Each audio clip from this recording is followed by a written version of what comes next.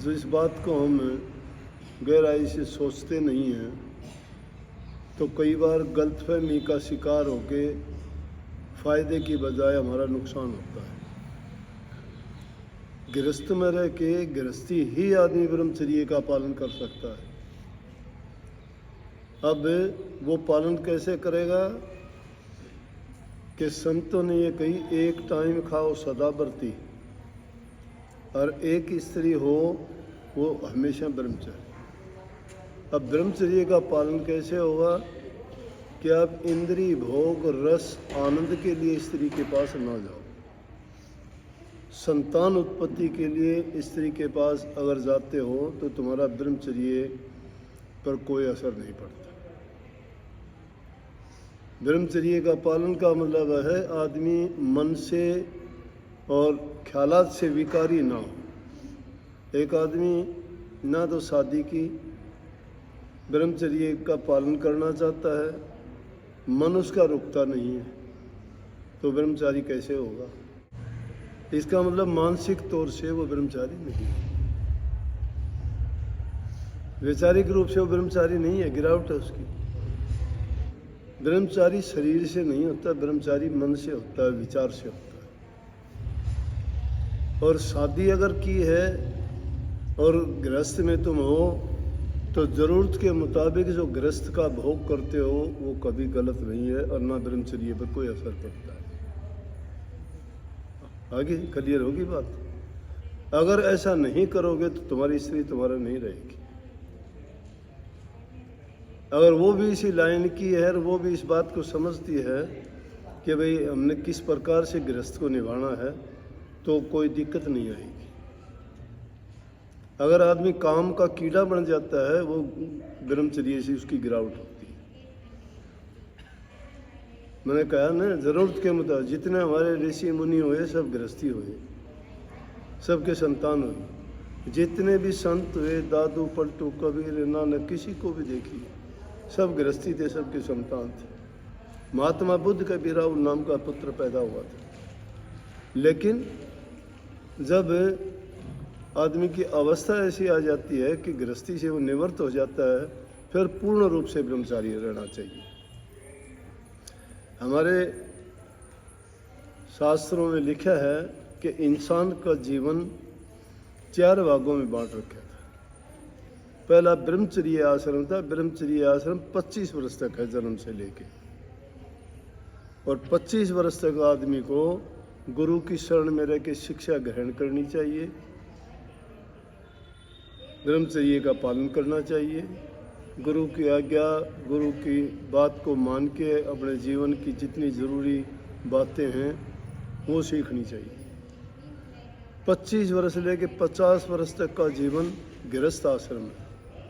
गृहस्थ आश्रम में शादी करे, संतान पैदा करे, अपना व्यवसाय करे, बच्चों का लालन पालन करे, लेकिन वो करते हुए भी परमात्मा को तो कभी भूलना ही नहीं चाहिए। वो तो हर काल में, हर अवस्था में और हर समय हमारी ज़रूरत है, उसके बिना तो कुछ भी नहीं है। लेकिन जो आदमी उसको भूल ही जाए तो उसका क्या इलाज है। लेकिन जिनके विचार अच्छे हैं, जो परमात्मा में आस्था और विश्वास रखता है, वो तो हमेशा याद रखेगा। राबा बसरी नाम की एक लड़की थी, डाकू चुरा ले गए बचपन में, लेकिन विचार उसके बहुत अच्छे थे। डाकू चुरा ले गए, वेश्या के घर बेच दिया। वेश्या के घर में रह के और वो भक्ति करती है, परमात्मा की मूर्ति लगा रखी है उसने, अपने इष्ट की, देवता की, जिसको पूजती है वो। ग्राहक आते हैं, उससे बात करते हैं, दोबारा ग्राहक उसके पास आता नहीं कोई। तो उस कोठे की मालकिन थी, उसने सोची क्या करती है। एक दिन उसने छिप के देखा तो उसकी बात, जो आदमी उससे मिलने जाता तो उसको शिक्षा देती हो, कर रहे नादान इंसान, तेरा कितना सुंदर रूप है, तेरे को परमात्मा ने कैसी कैसी चीज़ों से नवाजा है, बुद्धि ज्ञान विवेक दिया है, तो किस नरक के कुएं में गिरने के लिए आया है, बर्बाद होने के लिए। ये बर्बादी का रास्ता है। तुम अगर परमात्मा को याद करता, तेरा जीवन सफल हो जाता। फिर भी एक आध चांस ऐसे आए कि ऐसे आदमियों से टकराए, तो ये ज़रूरी नहीं है, कई बार अच्छे आदमी भी बहक जाते हैं। अंग्रेजी में कहावत है कि an open door tempts heaven a saint. खुले दरवाजे महात्माओं को भी भटका देते हैं, उनका भी मन कर जाता है उल्टी सीधी काम करने के लिए। तो एक आया, मिलने का टाइम दे दिया, उस लड़की के पास ही भेज दिया। उसको बहुत समझाया, नहीं माना वो, कि मैंने पैसे दिए हैं जिस काम के लिए, तू मेरे से फालतू बात ना कर, जो काम है वो काम करना है मुझे। अच्छा तैयार हो जा, करने लगी। जब सारी बात उसने कह दी तैयार होने के लिए, जब बोला कि हाँ मैं तैयार हूँ, उसने जाके और परमात्मा की मूर्ति जो उसने लगा रखी थी उसको पकड़ के दीवार की तरफ मुंह कर दिया। बोला ये क्या? ये मेरा इष्ट है, कम से कम जो मैं गंदे कर्म करती हूँ जानता तो वह है कि कम से कम सामने तो ना देखे। उस इंसान ने गर्दन हिलाई। जो नीच जगह में रह के भी जिसके इतने पवित्र ख्याल और विचार हैं, और हम अच्छी जगह में रह के ने भी इसको गंदी चीज़ मान के ऐसे काम के लिए आए, माफ़ी मांग के वापस ले गए। तो ब्रह्मचर्य का पालन वास्तव में घर में ही कर सकता है। और अगली बात, आचार्य रजनीश हुए पूना में, उन्होंने किताब लिखी है भोग से समाधि तक। मैंने पूरी तो नहीं कहीं पढ़ी, लेकिन उसका थोड़ा बहुत अंश सुना था। उसमें वो कहते हैं कि आदमी अपनी इंद्रियों की भूख जब तक उसको है तो तरसाती रहती है, भागता है उसके पीछे। तो पहले उन इंद्रियों की भूख को शांत करो। वो कहते हैं पहले भोग भोगो। लेकिन अपने संत मत की लाइन इससे थोड़ी अलग है। वो कहते हैं भोग से तो रोग होता है, रोग से फिर शोग होता है। भोग इतना, भोग का गुलाम जब बन जाता है इंसान तो गिरावट है। ज़रूरत के मुताबिक अगर करता है तो सही है। ज़रूरत के मुताबिक रोटी खाते हो, शांति से रहोगे। ज़रूरत से ज़्यादा ठोक लिया तो दर्द होगा, तकलीफ होगी, परेशान होगे, रोग लग जाएगा, बीमारी होगी। Excess of everything is bad. ज़रूरत से ज़्यादा कोई भी चीज़ हो वो बुरी है। ज़्यादा हंसना बुरा है, ज़्यादा बोलना बुरा है, ज़्यादा चुप रहना बुरा है, ज़्यादा धन बुरा है, ज़्यादा गरीबी बुरी है, ज़्यादा रोग बीमार बुरा है। ज़्यादा कोई भी चीज़ हो, ज़्यादा बरसना भी बुरा है, ज़्यादा धूप का निकलना भी बुरा है, ज़्यादा सर्दी का पड़ना भी बुरा है।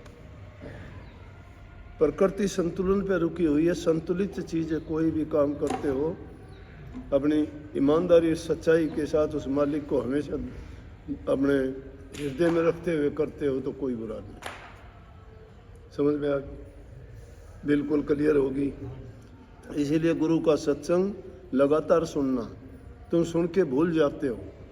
दूसरा सवाल है, दूसरा जी, घर के काम करते हुए सेवा कैसे हो सकती है? घर के काम करते हुए गुरु की आज्ञा, समझ गए ना? गुरु की आज्ञा देता है कि पहले अपना आपा ठीक करो। जो घर में सेवा नहीं करता, माँ बाप की सेवा नहीं करते, गुरु के दरबार की सेवा करते हो तो तुम्हारे से गया अभी तक कोई नहीं है। बच्चे तुम्हारे भूखे मरते हैं, तुम 10 दिन यहाँ सेवा करने के लिए आते हो, तुम्हारी रोज़गार रोजी उस दिन नहीं मिलती, तो कर्जदार हो जाते हो, तो वो तुम्हारी सेवा बेकार है। सेवा का मतलब है गुरु के वचन की आज्ञा का पालन। और गुरु क्या कहता है? गुरु कहता है कि पहली चीज़ अपना कमा के खाओ, किसी से धोखाधड़ी ना करो। गुरु तो हमेशा अंग संग तुम्हारे साथ रहेगा, क्योंकि जब उसके विचार, उसकी बात, उसके उपदेश तुम्हारे दिमाग में और उनके आज्ञा के अनुसार काम करते हो तो उन्हीं की सेवा कर रहे हो। तुम्हारी सेवा तो तुम करते ही थे पहले। अपने मन का काम जो करते हो मनमुखी काम होता है। गुरु की आज्ञा में रह के काम करते हो गुरुमुखी काम है। तो गुरु की आज्ञा में जो चलता है वो गुरु की सेवा है। वो सेवा से दूर कभी नहीं है। गुरु कभी नहीं कहता माँ बाप को छोड़ दो, बच्चों को छोड़ दो, कमाना छोड़ दो, नहीं कहते ना।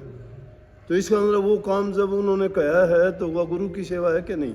सेवा ज़रूरी को नहीं उन्हें झाड़ू निकालेगा, सेवा ज़रूरी को नहीं मेरे कपड़े धोगा, सेवा ज़रूरी को नहीं मैं नोट चढ़ाऊंगा। सेवा ये है जो मेरी बात मानेगा।